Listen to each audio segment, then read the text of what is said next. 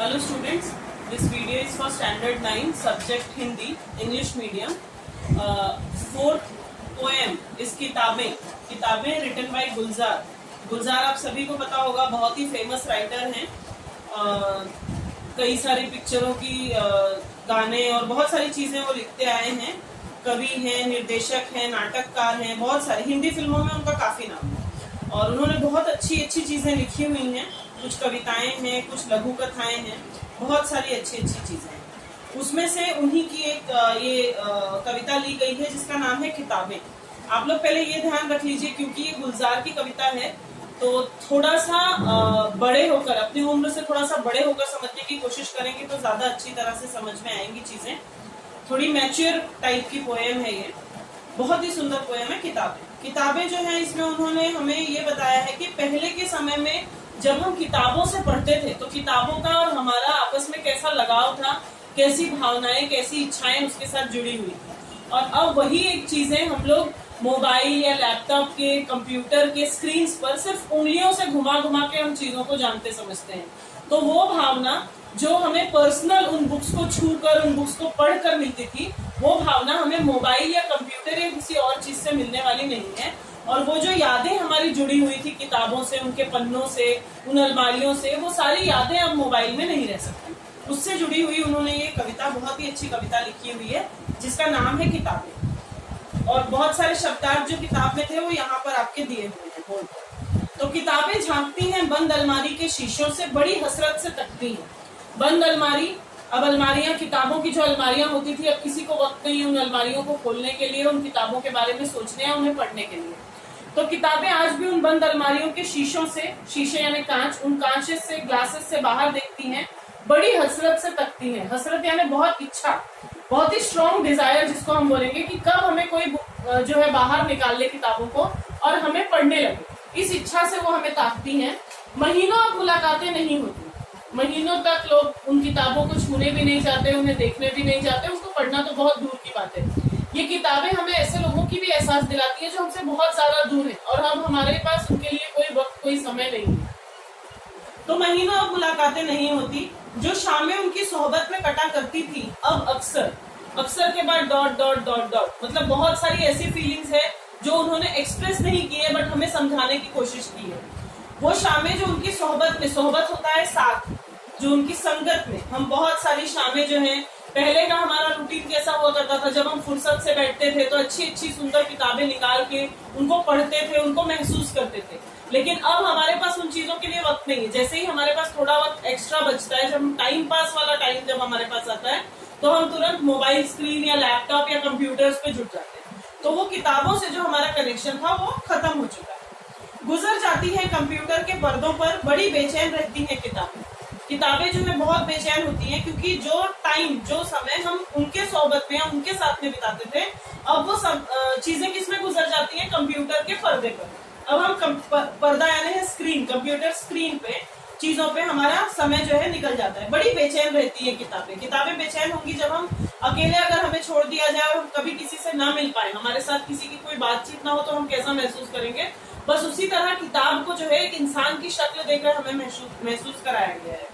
उन्हें अब नींद में चलने की आदत हो गई है। नींद में चलने की आदत कैसे हो जाएगी किताबों को, मतलब अब किताबें उस स्टेज पे पहुंच चुकी हैं जहां उनका आपस में किसी से कोई लेना देना नहीं, कोई ह्यूमन टच नहीं है उनके पास, और वे पूरी तरह सपनों की दुनिया में जी रही है। वो याद करती होंगी कि पहले ये इंसान हमें पढ़ा करता था, तो वो याद करने वाली अवस्था कौन सी होती है, नींद वाली। तो ऐसा लगता है किताबें हम नींद में चलने लगी हैं। जो कदरें वो सुनाती थी कि जिनके सेल कभी मरते नहीं थे। कदरें का मतलब होता है मायने यानी मूल्य, जो वैल्यूज, जो मायने, जो मूल्य वो हमें सुनाती थी, समझाती थी। अब उनके सेल कभी मरते नहीं थे। सेल का मतलब होता है, यहाँ पे सेल इंग्लिश वर्ड आप यूज कर सकते हैं, सेल यानी बिकना। तो जो वैल्यूज वो हमें सिखाती थी, उन वैल्यूज को जानने समझने के लिए हम उन चीजों को खरीदते थे, उन किताबों को खरीदते थे। तो उनकी वैल्यू जो है वो कभी कम नहीं होती थी। वो कदरें अब नजर आती नहीं घर में, वो वे रिश्ते जो वो सुनाती थी। तो जो रिश्ते, जो किताबों में हम अलग अलग कथा, कहानी, अलग अलग कविताएं पढ़ते थे, और जो हमें घर परिवार के मूल्य और जो सारी चीजें हमें सिखाई जाती थी, सच्चाई हो या हमारा जो व्यक्तिवाद हो या जो चीजें भी हमें समझाई जाती थी किताबों के मायने से, अब वो सारी चीजें हमारे घर में नजर नहीं आती है, वो सारे रिश्ते हम नहीं पा सकते अपने घरों में। वह सारे उधड़े उधड़े हैं, कोई सफा पलटता है तो एक सिसकी निकलती है। क्या उधड़े उधड़े हैं? वो सारे रिश्ते, वो सारे हमारे जो संपर्क थे आपस में एक दूसरे के साथ, जो प्रेम, जो व्यवहार था, वो सारे के सारे अब जो है उधड़े उधड़े से लगते हैं, यानी पूरे खराब हो गए से महसूस होते हैं। और कोई सफा, सफा का मतलब होता है पन्ना यानी पेज, तो कोई सफा पलटता है तो एक सिसकी निकलती है। जैसे अगर बहुत समय तक आप एक ही पोज में बैठे हुए हैं या एक ही पोज में आप लेटे हुए समझिए, अचानक अगर आपका हाथ कोई हिलाए तो हमें एक दर्द सा महसूस होगा। तो किताबों की अवस्था वैसी ही हो गई है, वो सालों साल वहीं पर पड़ी हुई है। तो जब उन्हें कोई निकाल कर अगर उनका एक पन्ना भी पलटता है तो उनकी एक सिसकी निकलती है, एक दर्द निकलती है, एक आह निकलती है कि अरे कितने दिनों तक आप मुझसे दूर थे। इस तरह के मायने जो है उनको महसूस होते हैं। कई लफ्जों के मानी गिर पड़े हैं। लफ्ज का मतलब होता है शब्द। यहाँ पे एक वर्ड हुआ है अल्फाज दिया है आपके शब्दार्थ में, लेकिन लफ्ज जो मतलब होता है, लफ्ज का मतलब भी होता है शब्द। तो कई लफ्जों के मानी गिर पड़े हैं। मानी यानी होता है मतलब, अर्थ, उनकी वैल्यू। तो कई सारे ऐसे वर्ड्स हैं जिनकी वैल्यूज खत्म हो गई हैं। पहले हम जो वर्ड बोलते थे, अगर हम सच, ये शब्द अगर हम इस्तेमाल कर रहे हैं ट्रूथ, तो ट्रूथ का मतलब असल में सच्चाई होता था। जो हम मानते हैं वो सच्चाई नहीं होती थी, ठीक है। तो कई शब्दों के अब जो है मतलब बदल गए हैं। बिना पत्तों के सूखे टुंट लगते हैं, वो सब अल्फाज, अल्फाज का मतलब भी है शब्द। लफ्ज और अल्फाज दोनों का मतलब है शब्द। तो अब वो जो शब्द होते थे ना, बड़े बड़े वर्ड्स, आज अगर हमको, अक्सर आप लोग याद कीजिए, अगर स्टेज पर खड़ा होकर कोई अच्छे से हमको भाषण सुनाता है तो हम बहुत जल्दी बोर हो जाते हैं, क्योंकि उन भाषण की, उन शब्दों की वैल्यू या उनका मतलब अब हमको समझना ही नहीं। वो चीजें ऐसी, हमारे हिसाब से वो सारी चीजें बेकार की हैं। तो ऐसे ही जो बड़े बड़े लफ्ज या जो बड़े बड़े शब्द हुआ करते थे, जो उनके मतलब थे, वो सारे अब खत्म हो चुके हैं। और बिना पत्तों के सूखे टुंड से लगते हैं वो सब अल्फाज। वो अल्फाज जो है, वो जैसे कोई पेड़ सूख गया हो, जिसके सिर्फ बची कुची चीजें पड़ी हो। सूखे टुंड का मतलब होता है एकदम सूखी हुई डालियां। तो जैसे वो कैसे वेस्ट लगती हैं, वैसे ही हमें वो सारे शब्द भी वेस्ट लगते हैं, जिन पर अब कोई मानी नहीं उठते। वापस से मानी का मतलब क्या है? मतलब, यानी चीजें जिस पर एक ऐसा टुंड है, एक ऐसा झाड़ है, पेड़ है, जिस पर अब कुछ नया बनाने की हमको उम्मीद नहीं है। तो सेम वही हालत अब हमारे लिए हो गई है। बड़े बड़े शब्द, अगर हम बात करते हैं सच्चाई की, तो वो सिर्फ बातों में ही सच्चाई होती है, असलियत में कोई सच्चाई नहीं होती है। तो इसलिए हमको ऐसा महसूस होता है कि वो ऐसे पेड़ हो गए हैं जिन पर अब कोई नयापन आने वाला नहीं है। जुबा पर तो जायका आता था, जुबा पर जो जायका आता था, जो सफा पलटने का। सफा का मतलब होता है पन्ना, हमने अभी अभी देख लिया। और जुबा मतलब होता है जीभ, हमारी जो जीभ है उस पर एक जायका आता था। जायका यानी होता है टेस्ट, यानी कि जायका आपको मतलब इसमें नहीं, हाँ जायका दिया है, स्वाद। जायका का मतलब होता है स्वाद। तो जो पन्ने पलटते वक्त अक्सर आपने देखा होगा, लोग जीभ पर हाथ लगाकर पन्ने पलटते हैं। तो वो जो एक जायका आता था ना, वो जो नई नई किताबों का एक टेस्ट आता था हमारे मुंह में, वो जो जायका आता था, जुबा पर जो जायका आता था, जो सफा पलटने का, अब उंगली क्लिक करने से बस झपकी गुजरती है। और जो हम एक महसूस करते थे अपनापन, जो हमारा एक इमोशनल कनेक्शन जो था, वो अब हमारे अंदर कुछ नहीं बचा है। अब अगर हमें पेज पलटना है तो हम जस्ट मोबाइल पे या किसी भी चीज पे एक उंगली से हम सिर्फ क्लिक कर देते हैं, और वो जायका अब हम महसूस नहीं कर सकते, क्योंकि जो जायका हमें किताबों से मिलता था वो किसी कंप्यूटर स्क्रीन से नहीं मिल सकता।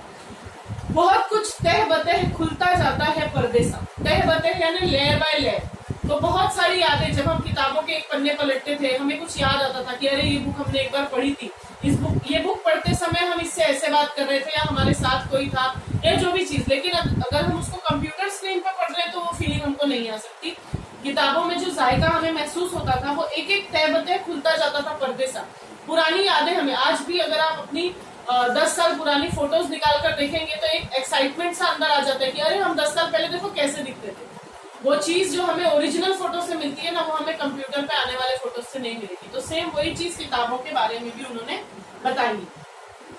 किताबों से जो जाति राबता था, राबता का मतलब आपको दिया गया संपर्क, संपर्क यानी रिश्ता। तो किताबों से हमारा एक बहुत ही अपना जाति यानी पर्सनल, जिसको हम बोलते हैं, उर्दू में उसको जाति बोला जाता है। तो जो हमारा पर्सनल रिश्ता था जो किताबों से, वो कट सा गया है। अब हमारा किताबों से कोई कनेक्शन खास नहीं रह गया है। कभी सीने पे लेट जाते थे, कभी सीने पे रख के लेट जाते थे। इसको आप थोड़ा सा अगर दिमाग में पिक्चराइज करने की कोशिश करेंगे तो ज्यादा अच्छे से नजर आएगा। कभी हम पढ़ते पढ़ते कोई चीज बहुत थक गए, लेट गए और उस बुक को ही हम क्या करते थे, अपने सीने पर रख लेते थे वैसे ही खुली हुई, और कभी गोदी में लेते थे, कभी उसी बुक को हम अपने पैरों की गोद में रख के जो है पढ़ने की कोशिश करते थे। कभी घुटनों को रिहल की सूरत बनाकर, रिहल एक बहुत इंपॉर्टेंट शब्द है, इसको आपको जानना जरूरी है। छावनी, जिस पर धर्म ग्रंथ रखकर पढ़ा जाता है। आपने अगर पिक्चरों में या चीजों में देखा होगा या आपके घर पे भी हो सकता है शायद, एक एक्स शेप का एक छोटा सा टेबल जैसा होता है, उसको हम एक्स शेप का होता है, जिसको हम ऐसे ओपन करते हैं और उसके ऊपर बुक को ऐसे हम टिकाकर पढ़ सकते हैं। और कभी कभी हम पढ़ते वक्त अपने घुटनों को भी ऐसा वी शेप में करके पैरों को, और उसके अंदर भी बुक रखते थे जैसे कि कोई रिहल बना ली हो।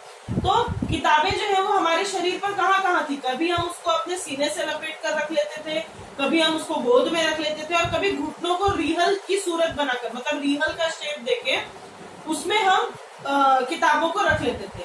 नीम सजदे में पढ़ा करते थे। सजदा यानी सजदे के मतलब कई सारे वर्ड्स होते हैं, लेकिन सजदा यानी यहाँ पे छांव है, कि कभी हम नीम की छांव में पढ़ा करते थे। छूते थे जबी से तो सारा इल्म तो मिलता रहेगा आइंदा भी। जबी का मतलब होता है माथा। कभी कभी हम पढ़ते पढ़ते उन बुक को, ये किताबें किसी एक विषय की, किसी एक सब्जेक्ट से ली हुई नहीं है। ये किताबें धर्म ग्रंथ हो सकती हैं, हमारे भगवान की या बाकी की बुक्स हो सकती हैं, या कभी कोई ऐसी कहानियां किताबें हो सकती हैं, या हमारे पोर्शन की किताबें हो सकती हैं।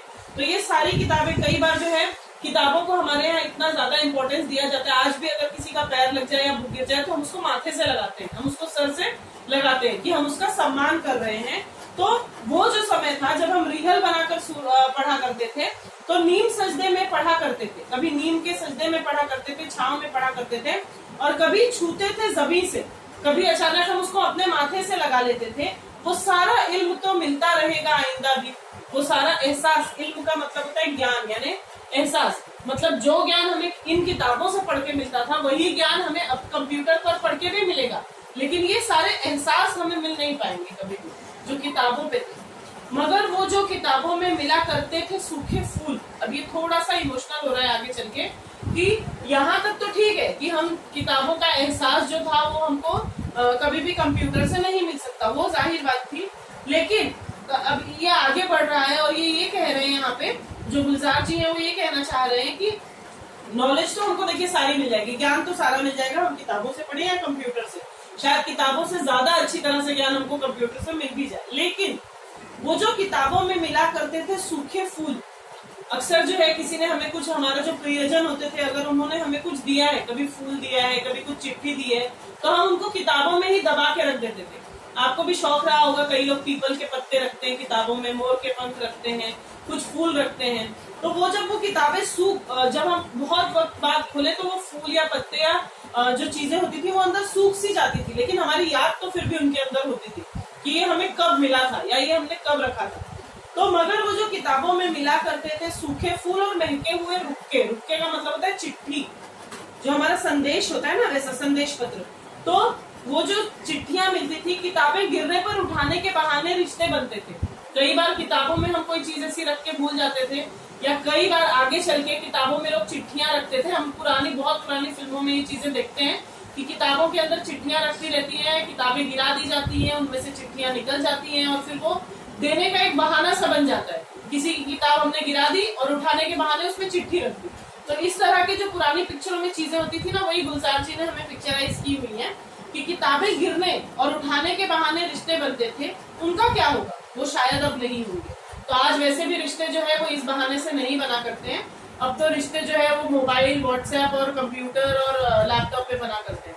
लेकिन ये जो किताबों वाले रिश्ते होते थे ना, ये उतने ही ज्यादा गहरे होते थे। पहले रिश्ते बनाने में समय भी बहुत ज्यादा था और वो टिकते भी बहुत ज्यादा समय पर थे। आज बहुत जल्दी वो रिश्ते बन भी जाते हैं मोबाइल पर, और बहुत ही जल्दी वो रिश्ते खराब भी हो जाते हैं, खत्म भी हो जाते हैं। तो ये किताबें जो गुलजार जी की कविता है, इसमें उन्होंने हमें अपने जीवन के बहुत सारे मूल्यों के बारे में बताया है। धन्यवाद।